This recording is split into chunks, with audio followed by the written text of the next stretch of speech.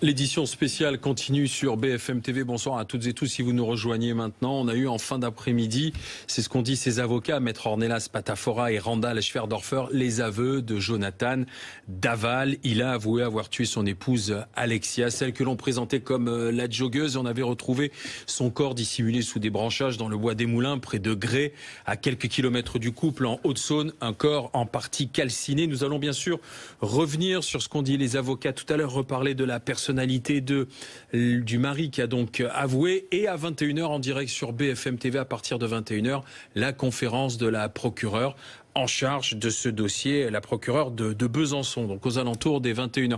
Tout de suite, nous allons retrouver Rimbe qui est en direct avec nous, Rim qui suit cette affaire et qui est devant la gendarmerie. Rimbe, parce que ce sont donc les avocats qui ont annoncé eux-mêmes les aveux de Jonathan Daval ce soir. Oui, absolument. Et ces aveux, ils ont été obtenus dans la toute dernière audition de la garde à vue de Jonathan Daval. Cette audition, elle n'était pas prévue. Elle a été réclamée au dernier moment par les enquêteurs et elle a duré 2 heures. 2 heures pendant lesquelles Jonathan Daval a continué d'être confronté aux nombreux éléments matériels qui s'accumulaient contre lui. Il a, dans un premier temps, maintenu sa version, son innocence, avant de finalement craquer dans les dernières heures, donc, et d'expliquer le scénario qui s'est joué cette nuit-là, ce scénario d'une dispute conjugale qui tourne mal selon ses déclarations. Écoutez les précisions de l'avocat de Jonathan Daval. Il n'y a pas de mise en scène, monsieur. Il y a juste un garçon qui perd pied, un accident. Oui, il l'a étranglé dans un moment, dans ce qu'on peut appeler des violences volontaires, ayant entraîné la mort sans intention de la donner. C'est comme ça que le droit appelle ça. Et qu'après, il a été dépassé partout. Entre l'envie d'appeler les gendarmes, la peur de les appeler, la peur de voir toute sa vie détruite, il n'a rien géré. Si on a autant d'indices, si on a autant de preuves, y compris 3 mois après les faits, c'est qu'on n'a rien caché. C'est qu'on n'était pas dans une logique criminelle. À ses aveux, Jonathan Daval a ajouté qu'il n'avait pas mis le feu au corps de son épouse. Le corps d'Alexia Daval, qui, on le rappelle, a été retrouvé 48 heures après sa disparition dans un bois à proximité du domicile conjugal. Un corps qui a été retrouvé en partie calciné et qui comportait des traces de violence. Rimbe, donc, en notre envoyé spécial à Besançon. Nous sommes avec Sarah Loucohen, chef du service police-justice de BFM TV, Dominique Rizet du service police-justice de BFM TV, et puis nous sommes avec l'avocate Maître Florence Roy Elbazis, avocate au barreau de Paris. Merci d'être avec nous pour nous aider à comprendre comment va se dérouler, bien sûr, la mise en examen, les points de droit et mieux comprendre les arcanes judiciaires autour de cette affaire. Sarah Loucohen et Dominique Rizet, que l'on reprenne les termes de l'avocat, de Maître Schwerdorfer. C'était un accident, il ne voulait pas, Jonathan Daval, il regrette, il n'était pas dans une logique criminelle. Quel est le scénario de cette terrible, dramatique affaire Daval ce soir? Une dispute dans un couple, c'est ça qui se termine de la manière la plus tragique qui soit? Oui, en tout cas, c'est la défense qui est en train d'esquisser son avocat. C'est-à-dire, c'est un accident, il n'a jamais voulu la tuer, il a été débordé, c'est un homme qui était écrasé par sa femme et qui a donc commis ce geste en 3 secondes qui va changer la nature de sa vie. Mais effectivement, on voit bien qu'il est en train de tenter de mettre à mal éventuellement l'inculpation pour assassinat, c'est-à-dire qu'il veut battre en brèche l'idée qu'il y a eu préméditation. Violence volontaire. Exactement, ayant entraîné la mort. Voilà, mais sans intention de la donner. Exactement. Il a commencé à plaider en fait ce soir l'avocat de Jonathan Daval. Évidemment, après on verra quelle est la qualification de la mise en examen qui devrait tomber d'un instant à l'autre. On sait que c'était prévu pour dans la demi-heure, mais effectivement c'est ce qu'il a dessiné comme scénario, un homme faible qui dans un coup de folie, a étranglé sa femme et qui lui a réservé, et ça c'est aussi intéressant, une sorte de sépulture. Voilà ce que nous a décrit l'avocat de Jonathan Daval. Il a été la déposer dans un bois. Il a soigneusement vêtu son corps. C'est ce que disait son avocat. Ce que disait son avocat. À l'issue de la dispute. De la dispute. Jonathan Daval, on est dans un film, en attendant peut-être les détails donnés par la procureure tout à l'heure. Il la tue, s'ensuit donc pour lui une véritable mise en scène. C'est-à-dire que fait-il? Il la met dans cette voiture quand un riverain se souvient avoir entendu au milieu de la nuit. Et puis ensuite, voilà. Et on peut imaginer, c'est tout pour l'instant. Il l'étrangle, il la change manifestement puisqu'elle est habillée dans une tenue de joggeuse. Puisque après, il va dire à la police, à la gendarmerie, qu'elle est partie faire son jogging à 9h30 du matin et qu'il ne l'a pas vue revenir. Donc, il la déguise en joggeuse. Ensuite, il la prend dans sa voiture à 1h30 du matin et il va la mettre dans ce bois où, effectivement, elle est recouverte d'un drap. Il lui met les mains dans les poches, il l'allonge donc, et son avocat décrit une sorte de sépulture, c'est-à-dire qu'il l'a soigneusement installée avec soin, ce sont ces termes, installée avec soin, comme si on l'avait couché, comme si on l'avait bordé. Voilà ce que dit son avocat et qui dément le fait qu'il ait voulu mettre le feu à son corps. L'autopsie avait révélé que la jeune femme avait été victime de violences, de coups, avait été asphyxiée. Donc mais ça, c'est l'empoignade. Mais pas violée. Oui, mais pas violée. Ça, c'est l'empoignade. Ensuite, la strangulation. Dominique, il est passé aux aveux, Jonathan Daval, interpellé hier, et nous en parlions ici même hier soir. Dès ce matin, son avocat commençait à dire qu'il était dans une situation... Son avocat le lâchait, clairement. Inconfortable. Qu'est-ce qui a fait que... il a tout avoué finalement. Que sait-on de cette garde à vue, Dominique Rizet? On ne sait pas encore le détail de la garde à vue, comment ça s'est passé de l'intérieur. On imagine simplement qu'il était pressé de questions, qu'il y avait quand même des éléments des questions embarrassantes auxquelles il fallait qu'il réponde, notamment le fait qu'il ait menti sur cette fameuse nuit du vendredi 27 au samedi 28, quand il dit « on est rentré de chez mes beaux-parents, ils avaient fait une soirée raclette qui s'était très bien passée, très bonne ambiance, et on n'a plus bougé de la maison. » Or, un voisin dit maintenant qu'il l'a entendu sortir, qu'il a entendu la voiture de fonction sortir à 1h30. Donc où allait-il? On lui a posé la question. Ensuite, il y a ce drap qui est retrouvé autour du corps d'Alexia qui pourrait provenir de la maison puisqu'il semblait manquer une parure de drap dans la maison. Donc répondez-nous aussi à cette question. Répondez aussi à cette question, comment se fait-il que les empreintes de pneus de votre voiture de fonction ressemblent aux empreintes qui sont retrouvées, des pneus qui sont retrouvés près du lieu de la découverte d'Alexia? Je pense qu'au bout d'un moment, c'était intenable. Et en ce moment, il faut penser à la famille d'Alexia, il faut penser aussi à Jonathan Daval qui doit être, après 3 mois d'un silence coupable, qui doit être soulagé d'être enfin passé aux aveux, même si c'est terrible. Il y a cette phrase aussi, Sarah Lou parlait de ce qu'avait dit son avocat tout à l'heure, un criminel, ça dissimule, lui n'a rien dissimulé. C'est pas tout à fait vrai parce qu'il y a cet élément-là qui est comment a-t-on retrouvé le corps d'Alexia? Qu'est-ce qu'elle portait sur elle quand elle était brûlée? Parce que si elle portait effectivement son jogging, les fameuses chaussures roses dont il a parlé, le haut rouge et qu'elle avait ses lunettes sur le front, eh bien si on la retrouve comme ça veut dire qu'il l'a habillée comme ça puisqu'il rentrait de dîner et qu'elle n'était pas en jogging.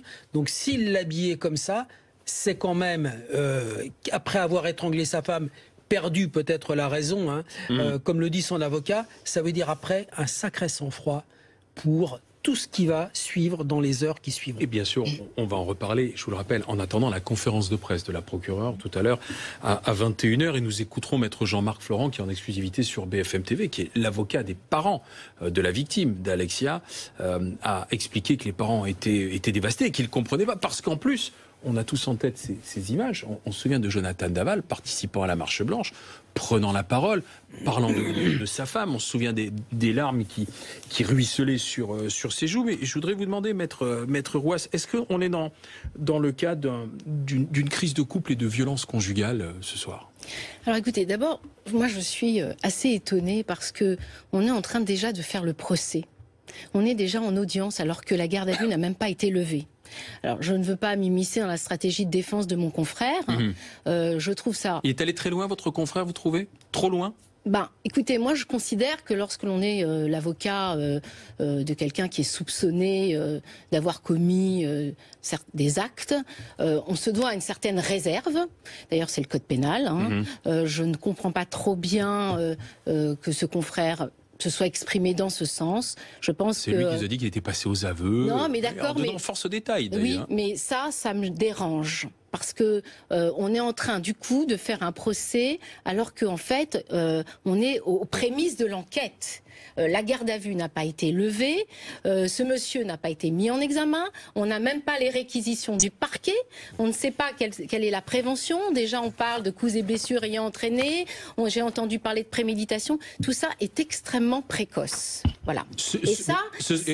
Les expressions et les mots que j'ai employés sont celles de votre confrère. Hein. De l'avocat. De l'avocat qui est l'un des avocats, puisqu'ils sont deux, de Jonathan Daval. Les mots, quand il l'a étranglé, il n'a pas été dans une logique criminelle, il n'a impliqué personne, il n'a jamais essayé de mettre le feu au corps d'Alexia. Encore une fois, ce ne sont pas mes mots, ce sont ceux qui sont dans la bouche de votre confrère. Non, mais j'ai bien compris. Voilà. J'ai bien compris, mais si vous voulez, moi, ça me dérange. Je comprends en tant qu'avocate, ça vous dérange l'attitude de votre confrère. Ouais. Bah, c'est pas. Je ne m'immisce pas encore une fois quant à sa stratégie de défense. Hein, je veux dire, il fait ce qu'il considère bien de faire dans l'intérêt de son client, mais il va très loin. Vous vous rendez compte que on parle d'aveux, mais on sait ce que sont les aveux. On a vu des tas d'affaires qui ont défrayé les chroniques judiciaires. L'affaire Dils, par exemple. Voilà, dont il a été question il n'y a pas très longtemps, la semaine dernière, je crois. Oui. Voilà, où les gens se sont ravisés. Donc l'aveu, c'est peut-être la reine des preuves pour les services de police. Pour nous, avocats, au pénal, c'est pas la reine des preuves. Pour nous, il y a des éléments, il y a une enquête, et donc je trouve ça extrêmement précoce. On est en train de faire, en fait, de parler de cette affaire comme si c'était plié, comme si c'était plié. Comme si c'était on savait exactement ce qu'il en était. Voilà, il a fait ça, les draps, il sortait, etc. Tout ça me semble bon. Prématuré, selon vous? Extrêmement prématuré. Extrêmement prématuré, non seulement sur le plan de la stratégie de la défense, mais également sur le plan de la procédure pénale. Voilà. Donc il est important que tout à l'heure, lors de la prise de parole de la procureure, qu'elle remette à ce moment-là, la procureure, les choses au point, si je vous écoute, si je vous comprends bien. Vous pouvez me comprendre, et d'autant que la procureure, c'est l'accusation. C'est pas la défense. La procureure, c'est elle qui mène l'enquête. C'est elle qui donne les instructions aux services de police pour aller dans telle et telle direction. Après, il y a tout un cheminement de la procédure. Ce monsieur va être présenté à un juge. Oui. Mise en examen sûrement. Mise en examen probablement. Devant le juge des libertés et de la détention, il va être question de mandat de dépôt ou pas. De mandat de dépôt ou d'une remise en liberté sous contrôle judiciaire. Bon. On ne peut pas préjuger. Il y a le sacro-saint principe de la présomption d'innocence qui est fondamental. Et qui est bafoué, selon vous? Écoutez, j'irai pas jusque-là, mais de mon point de vue d'avocat, moi, je ne me serais pas exprimée dans ce sens. Si vous me dites qu'est-ce que vous auriez fait à la place de l'avocat de ce monsieur, moi, je ne me serais pas exprimée pendant la durée de la garde à vue. Tant que la garde à vue n'est pas levée, tant qu'il n'est pas mis en examen, il y a un principe fondamental qui est d'ailleurs qui est la présomption d'innocence. C'est peut-être une stratégie de l'avocat qui sent aussi que son client est dans une situation qui est intenable ce soir pour lui et qui préfère à ce moment-là, c'est peut-être sa stratégie, prendre les devants, exposer avant qu'il n'y ait des fuites et que ce soit peut-être plus accablant pour son client. Il va y avoir une enquête, bien sûr. Il va y avoir des commissions rogatoires, il va y avoir des actes d'instruction, on parle souvent du secret de l'instruction, il va y avoir cet avocat qui va être désigné ou un autre confrère, ou peut-être d'autres confrères à ses côtés, il grille des cartouches. Et qu'est-ce qui va se passer le jour, ce jour qui va dans plusieurs mois, voire peut-être même du procès, même plusieurs années. Vous voyez, c'est un long cheminement. On est très loin là. Puisqu'on parle d'avocat, un autre avocat s'est exprimé ce soir, en exclusivité d'ailleurs pour BFM TV, c'est Jean-Marc Florent. Jean-Marc Florent, c'est l'avocat de la famille, c'est-à-dire des parents d'Alexia Daval, la victime, et ils ont parlé de choc terrible eux-mêmes. C'est ce qu'ils ont dit à leur avocat, qui a tenu à l'exprimer publiquement. Choc terrible, d'autant que tout le monde a en image, en mémoire, ces images donc de Jonathan Daval, qui participe à la Marche Blanche, qui prend lui-même la parole devant les médias, qui fait part de sa stupeur. On réécoute Jean-Marc Florent. C'est un choc terrible. C'est un choc terrible parce qu'il a été associé à tout, il a participé à tout. Et imagine, si vous voulez, il y a un double traumatisme. Parce que mes clients, ils perdent leur fille. leur sœur et leur belle-sœur, pour monsieur et madame Grégory Daval, dans des conditions abominables. Plus la question en plus du corps brûlé, qui est une souffrance supplémentaire pour eux. Mais maintenant, savoir que celui qui a été toujours à leur côté, qu'ils ont soutenu, qu'ils ont véritablement porté de leur affection et de leur amour, se désigne comme le coupable qu'il est probablement, je respecte la présomption d'innocence, mais je tiens compte des aveux, naturellement c'est un traumatisme terrible. Voilà, Jean-Marc Florent, maître Jean-Marc Florent, l'avocat de la famille d'Alexia, qui nous dit être dévasté, complètement sous le choc ce soir après avoir appris ce que nous a dit l'avocat de Jonathan Daval, c'est-à-dire ses aveux. Oui, mais l'avocat de la famille, donc il est l'avocat des parents d'Alexia, il est également l'avocat de la sœur et du beau-frère, Stéphanie et Grégory, d'Alexia. Et quand même, depuis le début, cet avocat nous avait dit, voilà, ça va jouer avant Noël, ça va aller assez vite, voilà.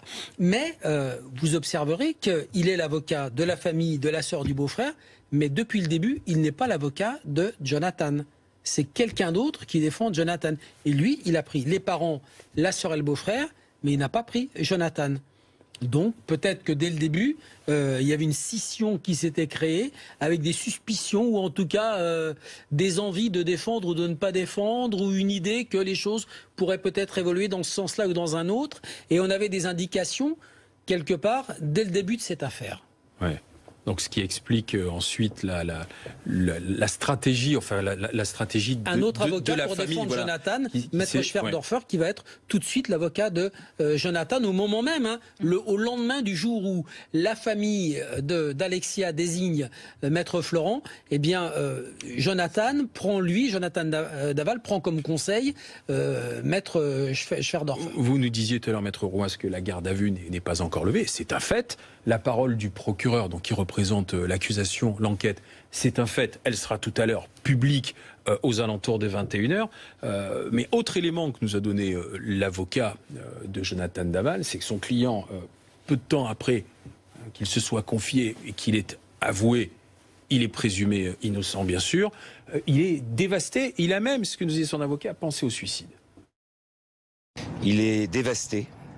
Il est conscient des conséquences dramatiques pour sa famille, pour la famille d'Alexia, pour qu'il ait une affection sans limite.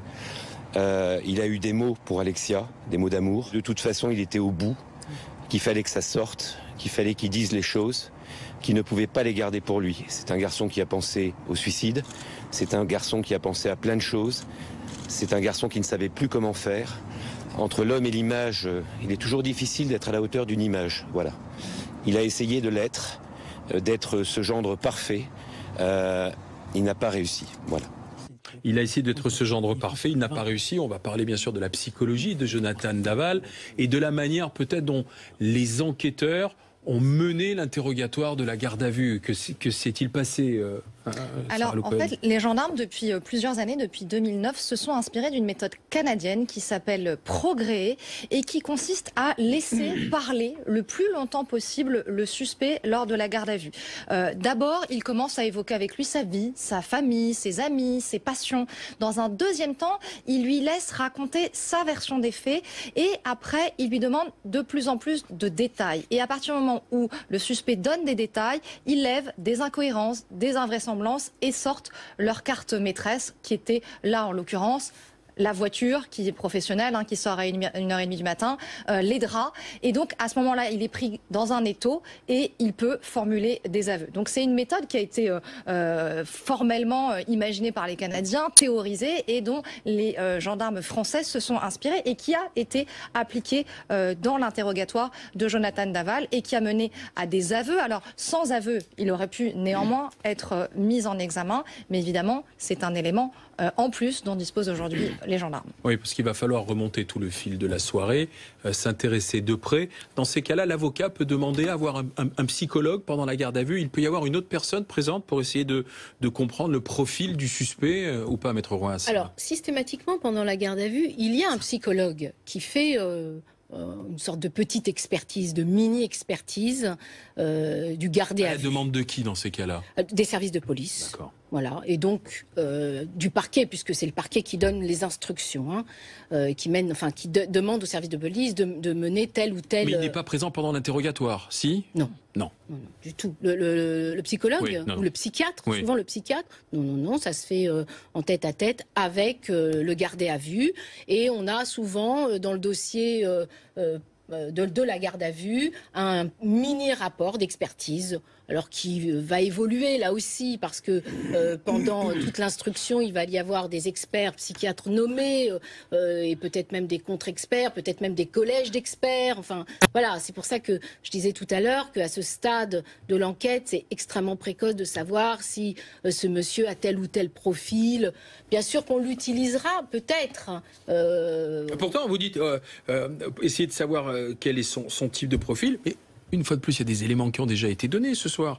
Il n'a pas réussi, c'est un garçon qui perd pied, il a essayé d'être le gendre parfait, il se sentait rabaissé. Donc le profil qui est esquissé ce soir, par rapport aux phrases, aux mots, aux termes employés, c'est d'un homme qui était soumis, qui étouffait dans sa relation de couple, hein, d'après ce que l'on comprend, hein, Sarah Lou-Cohen. Exactement, c'est ce que décrit l'avocat. L'entourage proche de Jonathan Daval décrit un homme très discret, très effacé, très réservé. Voilà les qualificatifs qui sont employés par ceux qui l'ont côtoyé. Il avait une forme de fidélité avec ses proches. D'abord, il faut rappeler qu'il est avec sa femme depuis 10 ans. Ils sont mariés depuis 2 ans, mais ils se connaissent depuis longtemps. Ils se sont rencontrés au lycée et ils se sont mariés. Mais tous racontent que effectivement, dans ce couple, c'était plutôt elle qui brillait et lui qui était plus effacé. Et lui, l'avocat, explique cela, qu'il était un peu étouffé dans cette relation-là. Et on se souvient de ces mots à la tribune. Elle était ma bouffée d'oxygène, lance-t-il Jonathan Daval au moment de cette marche blanche. Et il finit, en tout cas ce que dit l'avocat, par l'étrangler. Tout ça, évidemment, interroge. C'est ça qui sera intéressant dans cette affaire. Au fil des jours qui vont passer, à la fois, on regardera la mise en examen, on écoutera ce qu'en disent les psychologues ou les psychiatres, mais il avait pris la parole à la tribune, vous le rappeliez, Sarah Lou-Cohen. On va revivre ce moment. Mon épouse et moi partageons la même soif de liberté à travers nos activités sportives. Alexia aimait nager et courir, passion qui nous réunissait, tant dans l'effort que dans l'épanouissement de notre couple. Elle était ma première supportrice, mon oxygène, la force qui me poussait à me surpasser lors de mes challenges physiques. Nous savions puiser dans nos regards, nos échanges, l'énergie nécessaire pour aller plus loin ensemble. De tous ces moments autour du sport, aucun n'aura été plus intense, plus riche en émotions à mes yeux que nos runs du week-end où seules les notions de partage et de plaisir nous apportaient. La force de notre couple nous faisait nous dépasser dans nos sorties et dans notre vie commune. Cette plénitude me manquera terriblement. Et c'est lui qui avait, Dominique Rizet, alerté, signalé la disparition. Oui. C'est lui qui avait confié aux enquêteurs, écoutez, elle est partie faire un jogging et elle n'est pas rentrée. Quoi. Et c'est lui que l'on voit devant la marche blanche, que l'on voit à la tribune prendre la parole pour rendre hommage à sa femme. Le scénario raconté le début tout à l'heure par Sarah Lou. Donc, il habille vraisemblablement sa femme avec un jogging après le drame. Et puis, il transporte le corps puisqu'on voit sa voiture sortir. Après, bon, ce qu'il a fait, il le racontera aux enquêteurs, il l'a raconté aux enquêteurs. On retrouve le corps, comme ça a été décrit tout à l'heure. Et puis, le matin, il va au bar, au restaurant de ses beaux-parents. Hein. Il y est vers 10h, 10h30 le matin. Et nous sommes à Grès, c'est ça? On est à Grès, c'est le samedi 28 octobre, en Haute-Saône. Il est dans le petit bar, restaurant des parents d'Alexia. Il est ici et puis il s'étonne qu'elle ne soit pas rentrée. Donc... Il est là au restaurant, donc arrive la sœur d'Alexia, Stéphanie, qui arrive de Paris avec son mari Grégory et leur petit garçon. Et puis à midi, d'ailleurs, il va avec son beau-frère Grégory chez les gendarmes. Et il leur signale la disparition d'Alexia, un peu après-midi, je pense qu'il est plutôt vers 13h. Et il leur dit, je ne sais pas si on a des raisons de s'inquiéter, et les gendarmes disent, vous auriez même dû venir nous voir plus tôt encore. Immédiatement, la gendarmerie prend au sérieux cette disparition. Pourquoi? Parce qu'on a déjà, au cours des 10 dernières années, 8 joggeuses qui ont disparu et qui ont toutes été retrouvées dans les conditions qu'on connaît. Et voilà donc le début de l'affaire. Eh bien, on retournera du côté de Besançon, retrouver Rimbé pour reparler de ce passage aux aveux tel qu'il a été donné par les les avocats de Jonathan Daval. Nous serons à Gré, en Haute-Saône. Nous réécouterons les avocats de Jonathan Daval, les avocats des parents, et puis tenterons de comprendre le profil psychologique du suspect numéro 1. Il est passé aux aveux, nous ont dit ces avocats, Jonathan Daval, avec le psychiatre Alain Bensoussan dans un instant. Restez avec nous sur BFM TV.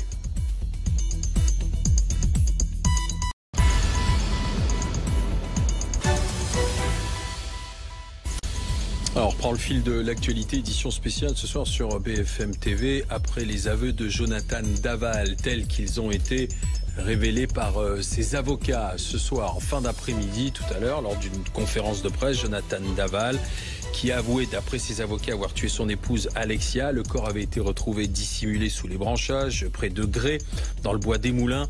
Nous étions en Haute-Saône, c'était fin octobre. Jonathan Daval, toujours en garde à vue ce soir. Et d'ici une demi-heure, conférence de presse de la procureure de Besançon, Edwige Roux-Morizot, qui doit, elle aussi, donner des détails sur les circonstances de ses aveux et les éléments qui sont donc, ce soir, en possession de l'accusation. On va reprendre le fil de ces événements avec Sophie Hébrard, et puis ensuite on en reparle avec Sarah Lou Cohen, Dominique Rizet et Maître Roas, qui est avocate au barreau de Paris. Le récit, Sophie Hébrard.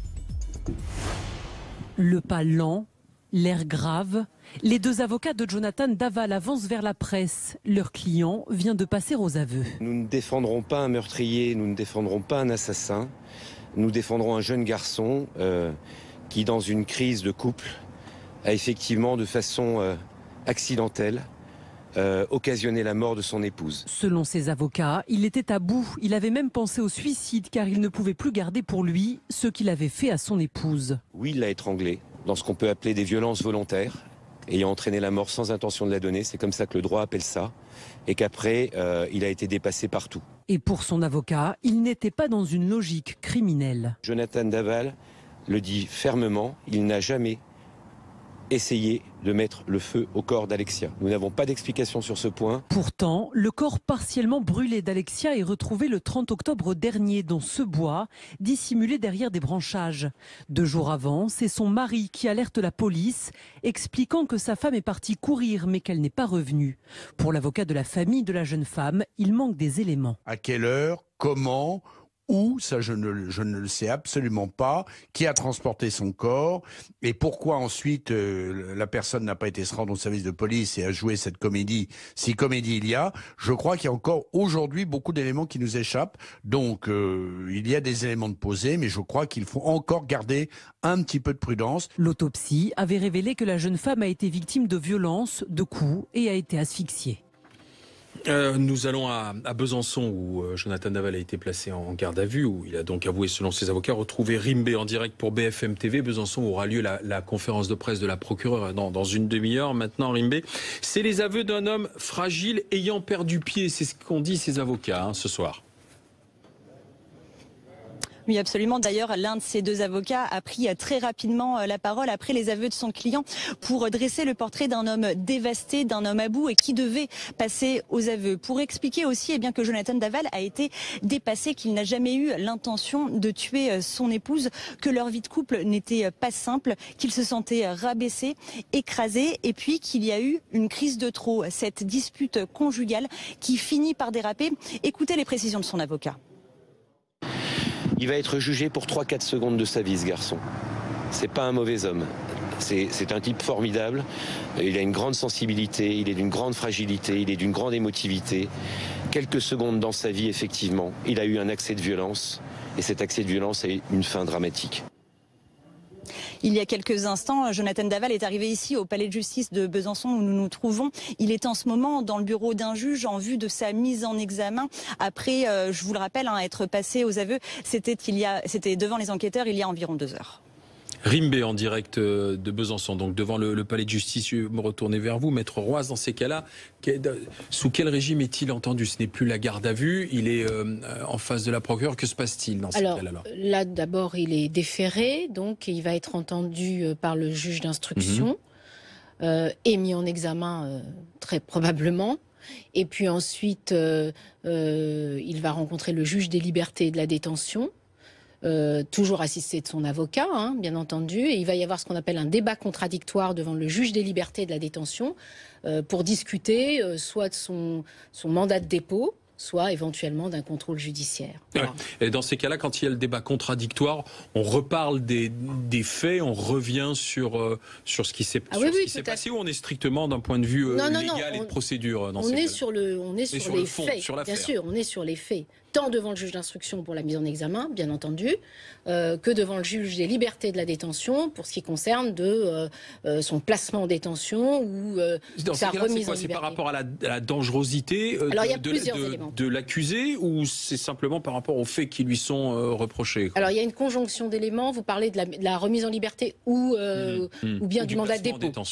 Il y a plusieurs éléments qui rentrent en ligne de compte. Il y a d'abord les faits, bien entendu, la gravité des faits.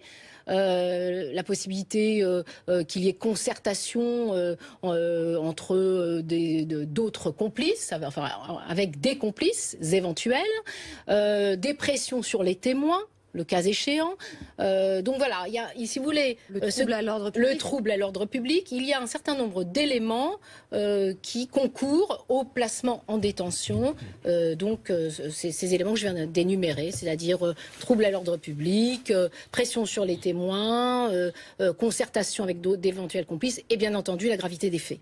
Sarah Le Cohen, sachant que ce sont les avocats qui ont donné beaucoup d'indications ce soir publiquement lors de leur conférence de presse, ces deux avocats de Jonathan Daval, ils ont expliqué aussi qu'il avait été, c'était un accident, qu'il était dévasté, qu'il s'était disputé. Donc finalement, ils ont quasiment donné le scénario ce soir.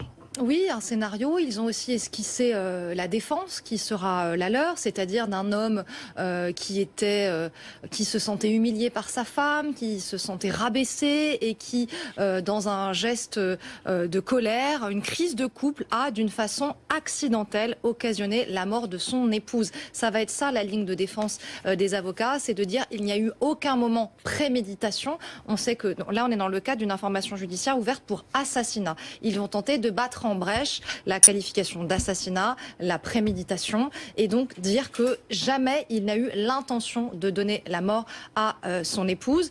Il faut rappeler que, en fait, très vite, Jonathan Daval va donner aux enquêteurs un élément, puisqu'il va dire, quand il a entendu une première fois, qu'il s'est disputé avec sa femme, pour expliquer les marques de griffures qu'il a sur les mains. Et cette dispute, on sait aujourd'hui qu'elle s'est traduite par la mort d'Alexia Daval, qu'il l'a étranglée. En tout cas, ils vont plaider sans doute le geste d'un homme désespéré qui aimait sa femme, parce qu'ils ont répété qu'il avait eu des mots d'amour pour son épouse lors de la garde à vue.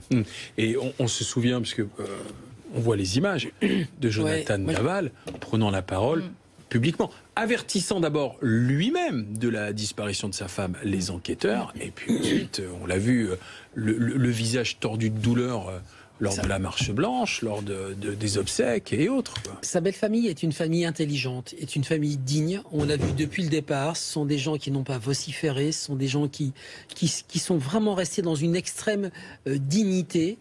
Et ces images qu'on voit, je regardais là, pendant que vous parliez, l'image de son beau-père qui le tient par l'épaule et qui lui caresse le bras, qui lui tient le bras, qui le soutient. Ces images, elles vont peser lourd parce que si la famille d'Alexia, je ne sais pas si ce serait comment ils vont évoluer psychologiquement, et puis juridiquement aussi, mais si la famille décidait ou leur avocat décidait que ces images-là soient projetées à l'audience, ça va être terrible. Ça va être terrible parce que ils sont avec lui et on a tellement l'impression que voilà, on sait aujourd'hui, donc d'après ses aveux, qu'il était dans le mensonge, et ça va être terrible pour eux, ça va être terrible pour lui. Et il était dans le mensonge, et puis ses avocats tout à l'heure lors de la conférence de presse ont donné quand même des détails sur les circonstances. On se souvient qu'on a retrouvé le corps d'Alexia Daval sous des branchages, à moitié calciné, et voilà ce que racontait l'avocat sur la mise en scène. Je dis aussi une chose, c'est que Jonathan Daval le dit fermement, il n'a jamais essayé de mettre le feu au corps d'Alexia. Nous n'avons pas d'explication sur ce point. Il appartiendra au juge d'instruction saisi de définir dans quelles conditions cela s'est produit. J'ai vu le corps d'Alexia. J'ai vu comment elle était protégée, comment elle était recouverte. elle avait été installée avec soin, j'ose le dire, presque comme si on l'avait couchée, presque comme si on l'avait bordée. Voilà ce que j'ai vu dans le cadre des images de découverte du corps. Alors maintenant, on peut épiloguer sur tout ce qu'on veut. Jonathan aura un procès. Tout sera débattu, mais je le dis haut et fort avec mon associé, nous ne défendrons ni un meurtrier, ni un assassin. Non, on va défendre si je retrouvais attendez, comment il l'a dit ? Un jeune garçon qui, dans une crise de couple, a d'une façon accidentelle occasionné la mort de son épouse. Oui, mais il a dit aussi que c'était un type, si je me souviens, un type extraordinaire. C'était un type bien aussi, en parlant de... Ouais, un homme gentil. Un type formidable, voilà. Précisément, voilà ce que disait... 3-4 secondes de sa vie. Dans 9 cas sur 10, avant de devenir des tueurs, des assassins, préméditation, pas préméditation, les gens sont des gens très souvent très très bien. Ouais. Allez. 8 cas sur 10. Vous auriez tenu le même type de conférence de presse, Maître Roas, ce soir ? Non, du tout. Du tout. Je me serais totalement abstenue, en tout cas pendant toute la durée de la garde à vue, de m'exprimer. Et même à la levée de la garde à vue, j'aurais été extrêmement réservée et sûrement pas dans des détails. Pour l'instant, on est vraiment aux prémices de l'enquête. Encore une fois, je le répète, ça me paraît très curieux, mais voilà. Paul Bensoussan, bonsoir. Merci d'être avec nous. Vous êtes psychiatre, expert agréé auprès de la Cour de cassation. Qu'est-ce qu'elle vous dit, vous, en tant qu'expert psychiatre, cette affaire et le profil de Jonathan Daval? Et ce que ressentent les parents ce soir, trahis par leur propre gendre, suspect numéro 1 dans cette histoire, non ? Sur le profil de Jonathan Daval, le fait qu'un homme sans antécédent judiciaire, respectablement connu, puisse, dans un instant de sa vie, la voir basculer et être submergé par un mélange de rancœur, d'humiliation, etc., c'est malheureusement un classique de la psychiatrie légale et de la criminologie. Ce qui est beaucoup plus étonnant dans cette affaire, c'est effectivement la sensation de duperie que vont avoir aujourd'hui très probablement les parents de la victime. C'est-à-dire ils ont parlé de leur gendre d'une façon... on peut dire paternante, avec, selon en tout cas les termes de leur avocat Jean-Marc Florent, une absolue confiance jusqu'à ce matin, au 2e jour de sa garde à vue. On peut donc imaginer ce que va devenir cette confiance quand rétrospectivement, ils vont admettre et comprendre qu'ils avaient été dupés. Mais alors une autre considération, et c'est un étonnement, c'est l'attitude effectivement de l'avocat. Et notamment de maître Jean-Marc Florent, qui jusqu'à présent, ce matin encore, sur Europe 1, exprimait la confiance de ses clients dans leur gendre. Mais après même les aveux, maître Florent appelle à la plus grande réserve, la plus grande prudence, expliquant que les aveux ne sont pas une preuve, qu'il faut être extrêmement prudent. On le comprend, les faux aveux, ça existe, et il a été l'avocat de Patrick Dils, donc il sait ce que c'est, les faux aveux. Mais à ce stade, s'exprimer de cette façon-là, on avait parfois l'impression d'entendre l'avocat de Jonathan Daval. Ça m'a énormément étonné. En me demandant, et puis peut-être qu'il attend d'avoir des éléments sûrement supplémentaires. Il ne veut pas d'une nouvelle peut-être déception qui serait aussi grande que peut l'être l'attente d'avoir la vérité sur le meurtre d'Alexia Daval. C'est ce qui lui est véritablement arrivé. Je pense que cette prudence, elle est peut-être là, non C'est une prudence qui l'honore, mais c'est vrai qu'on a parfois l'impression d'entendre la défense. Et en fait, la réflexion que ça m'inspire pour répondre à votre question, c'est la contagiosité du déni. Le déni, la confrontation à la réalité qui est impossible, on a l'impression qu'il s'étend presque aux avocats dans cette affaire. Maître Roas. Écoutez, moi, je serais tentée de comprendre l'attitude, au contraire, de mon confrère Jean-Marc Florent, parce que je trouve que... je ne sais pas s'il est, d'un point de vue psychiatrique, dans la contagiosité du déni, mais en revanche, sur le plan de la défense, des droits de la défense, je considère qu'il a raison. C'est-à-dire qu'il fait preuve d'une certaine méfiance, d'une certaine réserve. Il sait que les aveux, en tout cas de notre point de vue en tant qu'avocat de la défense, avocat au pénal, on sait ce que ça vaut. On sait que c'est quelque chose d'extrêmement fluctuant, que aujourd'hui, ce monsieur avoue avoir commis des faits. On ne sait pas ce que ce sera. Avec force détail donné aux enquêteurs aussi. Oui, mais ça, c'est ce que raconte son avocat de son audition en garde à vue. Donc c'est l'homme qui a vu l'ours. Vous voyez, c'est pas à vous, journaliste, que je vais expliquer que ça peut être tout à fait subjectif et que il peut revenir sur ses aveux.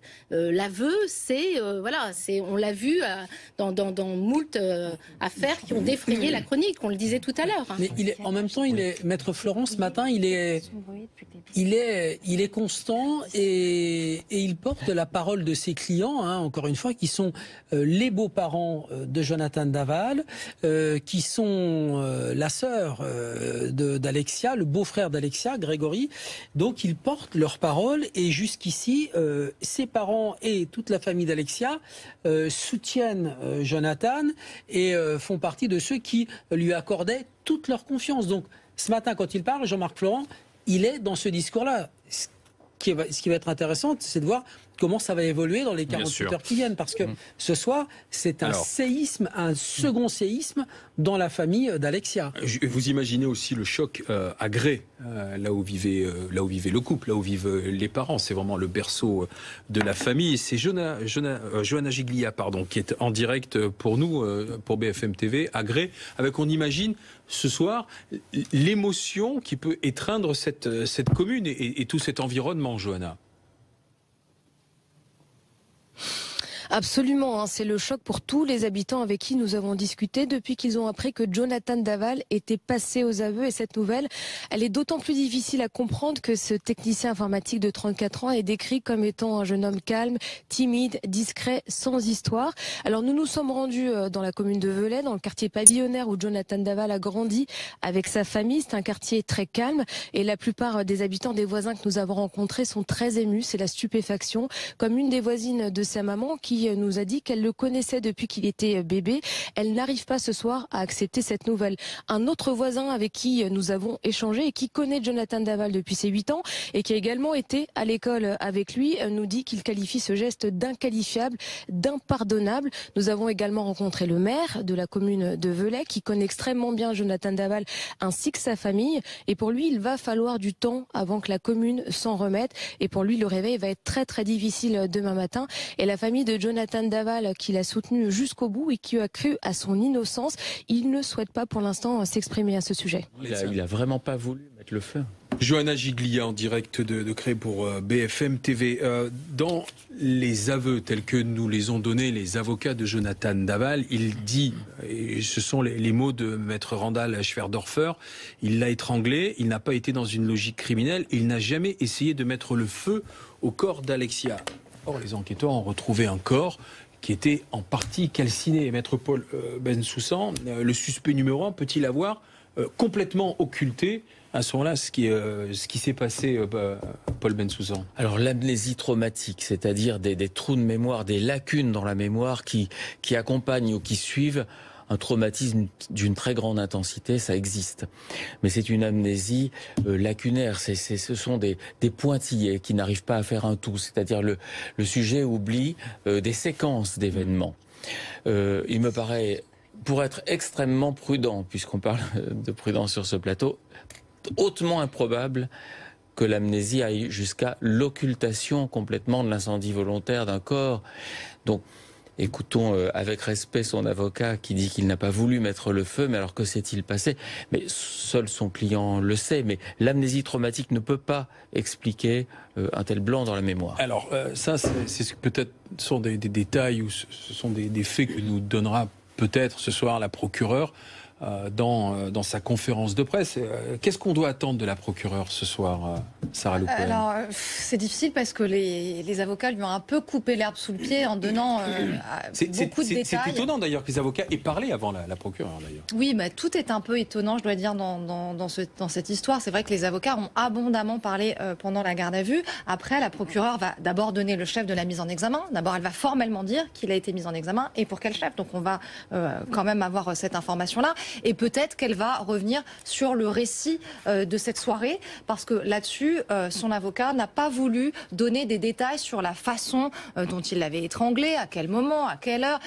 C'est la première fois qu'elle va parler abondamment, la procureure, parce qu'elle a tenu un très court et lapidaire point presse au tout début de l'enquête pour dire que les résultats de l'autopsie avaient permis de dire qu'elle avait été étranglée, mais c'est tout. Donc finalement, c'est la première fois qu'elle va pouvoir s'exprimer en longueur et on aura effectivement peut-être des détails sur le récit de cette soirée. Ben Soussan, expert psychiatre. Je crois qu'au-delà de l'amnésie traumatique à laquelle je ne crois pas, en tout cas pour occulter des éléments aussi importants, il faut comprendre que les aveux après plusieurs mois de déni ne peuvent se faire que progressivement. C'est-à-dire le sujet se trouve confronté à l'évidence au sens anglais du terme, c'est-à-dire aux preuves qui lui sont apportées par les enquêteurs.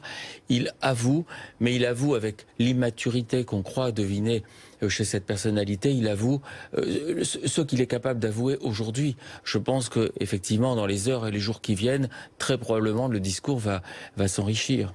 Est-ce qu'on peut imaginer dans le cadre de l'enquête, de la procédure, on retourne sur les lieux avec le suspect, Maître Roas? Oui, tout à fait.